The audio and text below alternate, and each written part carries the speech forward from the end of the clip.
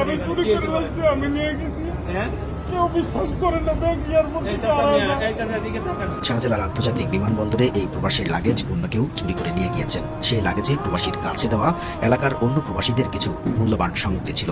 বিমানবন্দরে লাগেজটি চুরি হয়ে যাওয়ার পর কান্নারত এই প্রবাসী হযরত শাহজালাল আন্তর্জাতিক বিমানবন্দরে অবস্থিত বিমানবন্দর আর্ম পুলিশ ব্যাটালিয়ন APBN এসে অভিযোগ দেন।